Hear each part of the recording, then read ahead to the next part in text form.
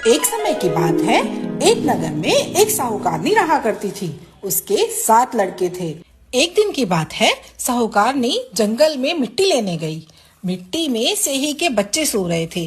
जैसे ही उसने कुदाल से मिट्टी निकालने की कोशिश की, उससे सेही के बच्चे मर गए। कुदाल को खून से सना हुआ देखकर साहूकारनी को बहुत दुख हुआ और वह बिना मिट्टी लिए ही वापस घर आ गई।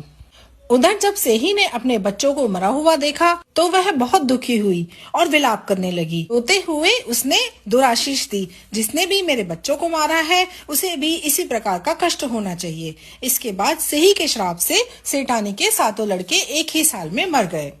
इस प्रकार असमय अपने बच्चों को मरते हुए देखकर सेठ सेठानी बहुत दुखी हुए और इस बड़े वज्र जैसे भारी दुख को वो सह नहीं पाए और उन्होंने किसी तीर्थ स्थान पर अपने प्राणों को त्याग देना उचित समझा। और यह सोचकर वे अपने घर को छोड़कर पैदल ही किसी तीर्थ स्थान की तरफ निकल पड़े। भूखे प्यासे चलते चलते वे गंगा घाट तक पहुँच गए।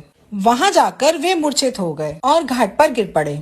उनकी यह दशा देखकर करुणामयी माँ अहोई ने उनको मृत्यु से बचाने के लिए उनके पापों का अंत करना चाहा और इस अवसर पर आकाशवाणी हुई कि हे सेठ, तेरी सेठानी ने मिट्टी खोदते समय ध्यान न देकर सेही के बच्चों को मार दिया था।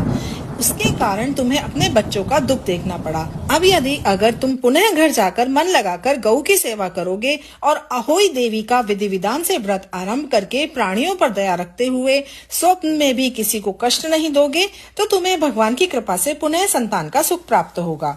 इस प्रकार की आकाशवाणी सुनकर सेठ सेठानी के मन में धीरज आया। वे माँ अहोई का स्मरण करते हुए अपने घर को चले आए। इसके बाद श्रद्धा भक्ति से अहोई माता के व्रत के साथ साथ गौ माता की सेवा करना भी प्रारंभ कर दिया। उन्होंने सब जीवों पर दया भाव रखते हुए क्रोध और द्वेष का हमेशा के लिए परित्याग कर दिया।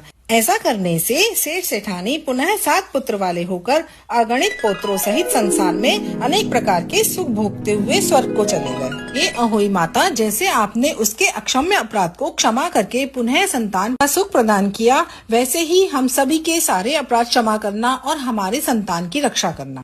अधूरी को पूरी करना, पूरी को परिवार देना। बोलिए अहोई माता की जय।